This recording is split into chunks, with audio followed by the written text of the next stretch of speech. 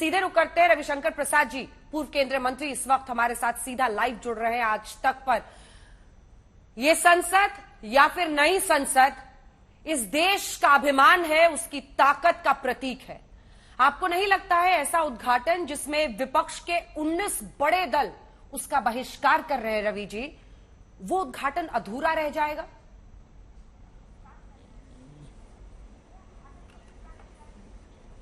देखिए, मैं पहली बात तो ये कहूंगा कि संसद भारत के लोकतंत्र का मुकुट है, तो बिल्कुल सबों को आना चाहिए, इसको राजनीतिक विवाद से बचाना चाहिए।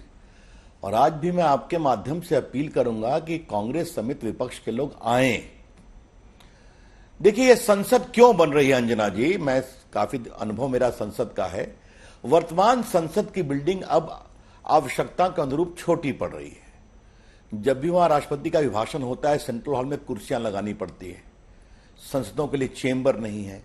2 साल में इसके 100 साल पूरे हो जाएंगे इस बिल्डिंग के।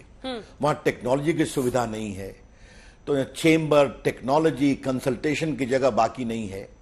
तो इसलिए एक नए संसद की अपेक्षा और आवश्यकता तो स्वयं मीरा कुमार जी ने, कांग्रेस के स्पीकर थी, उन्होंने कहा, जयराम रमेश ने कहा। लेकिन ये कोई नई बात है क्या? इसके पहले मैं एक बात जरूर कहना चाहूंगा। आजादी के 75 ईयर्स हो गए, अमृतकाल है। हमने दिल्ली में अमृतकाल में क्या नया बनाया है? एक बनाया है वॉर मेमोरियल, बहुत दिन से पेंडिंग था। बाकी मुगलों ने बनाया लाल किला और बनाया आपके जमा मस्जिद और हुमायूं का मकबरा। ऐबक्स ने बनाया कुतुब मीनार। अंग्रेजों ने बनाया Rashtrapati Bhavan, north block, south block, parliament. हमने क्या बनाया? आजाद भारत को अपनी आवश्यकता के अनुसार एक संसद की नई बिल्डिंग बनाने का अधिकार है कि नहीं, ये बड़ा सवाल है और ये बनना जरूरी है। कांग्रेस के लोगों ने शिलान्यास का भी विरोध किया था, आज भी विरोध कर रहे हैं। आप मुझे यह बताइए कि सरदार पटेल की जो मूर्ति बनी, unity of statue of unity, tallest building of the world, statue of the world, आज वहां 4 लाख पर्यटक आते हैं हर हफ्ते में पिछले जाड़ों में। आज तक कांग्रेस के लोग, क्या राहुल गांधी, क्या सोनिया गांधी, क्या प्रियंका जी एक श्रद्धा के फूल चढ़ाई हैं? वो तो कांग्रेस पार्टी के नेता थे। काशी विश्वनाथ कॉरिडोर बना तो उस पर भी आपत्ति। उज्जैन महाकाल कॉरिडोर बना है, उस पर भी आपत्ति। तो ये आपत्ति, और देखिए नरेंद्र मोदी का बड़ा दिल देखिए कि गांधी जी का, नेहरू जी का 3 मूर्ति भवन में मेमोरियल था, आज वहां सारे प्रधानमंत्री हैं। नेहरू जी भी हैं, इंदिरा गांधी भी हैं, राजीव गांधी भी हैं, नरसिंहा राव भी हैं, शास्त्री जी भी हैं, चरण सिंह भी हैं, वीपी सिंह हैं, चंद्रशेखर जी भी हैं, आपके गुजराल जी भी हैं, देवेगौड़ा जी भी हैं, मोदी जी नहीं है। तो एक वो सोच है। ठीक है। तो मेरा खाली कहना यह है कि अगर संसद लोकतंत्र का मुकुट है तो कृपया करके आइए एक बार तो। या आपने सोच लिया है कि आप कभी नहीं सत्ता में आएंगे क्या? ये कौन सी बात है भाई? विरोध का, विरोध के लिए विरोध। वैक्सीन का विरोध कितना बड़ा किया गया, पूरे कोविड की लड़ाई का विरोध किया गया, स्टार्टअप का विरोध किया गया जी। तो आप विरोध के और जहां तक विपक्षी एकता की बात है, तो मुझे एक ही बात कहना है अंजना आपसे, कि विपक्षी एकता आप करने का आपका अधिकार है और 24 में जनता जवाब देगी। लेकिन संसद की गरिमा और संसद के उद्घाटन को विपक्षी एकता का प्लेटफॉर्म न बनाए। संसद लोकतंत्र उससे ऊपर है और उसे किसी अहंकार का संकेत न बनाए। रविशंकर जी, राहुल गांधी उल्टा प्रहार कर रहे हैं। वो कह रहे हैं कि संसद अहंकार की ईंट से नहीं, संवैधानिक मूल्यों से बनती है। देखिए, मामला फिजूल खर्ची और ये सबसे बहुत आगे निकल चुका है। वो तो सीधा कह रहे हैं कि राष्ट्रपति के उच्च पद का अपमान है। उनका ये जो स्टैंड है विरोध का, उसकी वजह वो ये बता रहे हैं कि पीएम नहीं, राष्ट्रपति उद्घाटन करे। इस पर क्या जवाब है?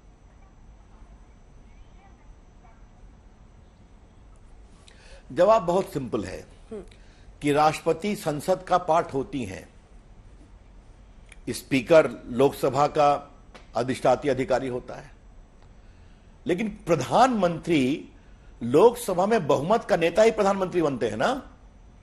और आज जो प्रधानमंत्री को लेकर उनकी परेशानी है, मैंने पूरा बताया कि मोदी जी का विरोध करना, क्योंकि मोदी जी हैं। तो आज मैं आज तक के चैनल पर बड़ी विनम्रता से बताना चाहता हूं कि देश भर में अभी तक सिर्फ 4 ही नेता हुए हैं जिनको जनता ने प्रधानमंत्री के रूप में चुना है। नेहरू जी, इंदिरा गांधी, अटल बिहारी वाजपेयी और नरेंद्र मोदी। राजीव गांधी जी अपनी क्षमता से कम अपनी माता जी के दुर्भाग्यपूर्ण हत्या की सहानुभूति में जीते थे। मुरारजी भाई को जनता ने लोकनायक जयप्रकाश को वोट दिया था। तो आज मैं उसमें बहस में नहीं जा रहा हूं। आज मोदी जी जनता के द्वारा लोकप्रियता से चुने हुए प्रधानमंत्री हैं और भी देखिए विदेश में क्या देखा है आपने, मैं उसकी चर्चा भी ज्यादा नहीं करूंगा। लेकिन मेरा खाली कहना है प्रधानमंत्री भारत के लोकतांत्रिक गवर्नेंस में कोई फॉरेन एलिमेंट नहीं है। वो बहुमत का नेता होता है जो लोकसभा के लिए उत्तरदायी होता है। तो वो भी एक बहुत इंपॉर्टेंट पार्ट है। और जहां तक अतीत की बात है, आपके रिपोर्ट में आ गया कि ये जो एनेक्सी है वो भी तो संसद का पार्ट है। वहां स्टैंडिंग कमेटी की मीटिंग होती है कि नहीं, हम लोग जाके अटेंड करते हैं कि नहीं, आप मुझे बताइए। वो पूरे पार्लियामेंट का वो इंपॉर्टेंट मीटिंग तो वही होती है आज बाकी कमेटियों की। तो उसका उद्घाटन इंदिरा गांधी कर सकती हैं। तो आप कह रहे हैं कि वो संसद से बाहर है। हमारे कैंपस संसद का है। जब एक बार आपकी पुराना तर्क में कुछ कमजोरी आती है तो आप नया तर्क लेकर के आते हैं। ये जो पूरा संसदीय लाइब्रेरी की बात जो की गई है, जो राजीव गांधी ने उद्घाटन किया, वो भी तो संसद के कैंपस में ही है ना। तो देखिए हमें बहुत गर्व है राष्ट्रपति का अपमान कर दिया आपकी सरकार ने। गरिमा में आचरण पर उनको इस विवाद में न ला जाए। सर वो कह रहे हैं राष्ट्रपति का अपमान कर दिया। कौन अहंकार में? अब राष्ट्रपति के बारे में इन्होंने क्या? जी रविशंकर जी, वो कह रहे हैं आप अहंकार में, आप कह रहे हैं वो अहंकार।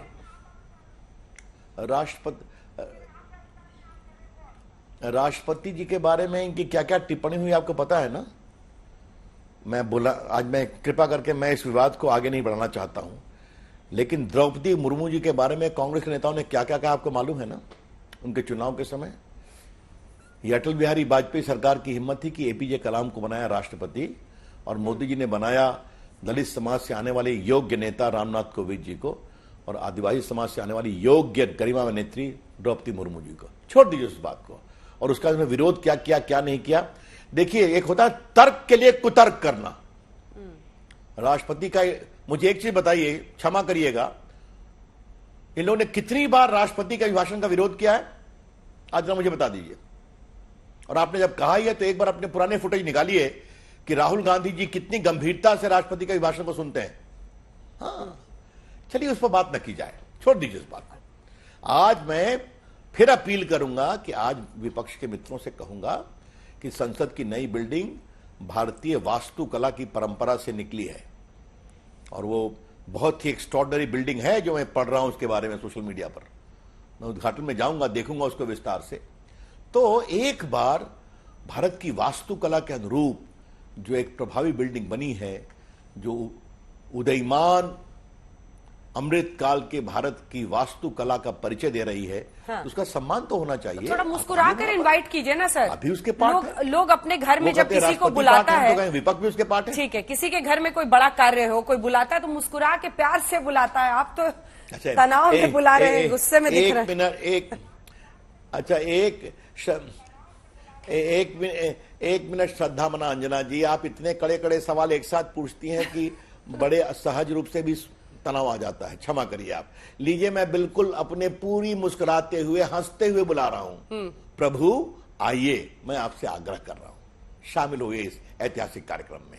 हाँ? जी श्रद्धेय रविशंकर जी, आज तक पर आने के लिए, तमाम सवालों के जवाब देने के लिए आपका बहुत बहुत धन्यवाद। रविशंकर प्रसाद जी हमारे साथ आज तक पर जुड़ने के लिए।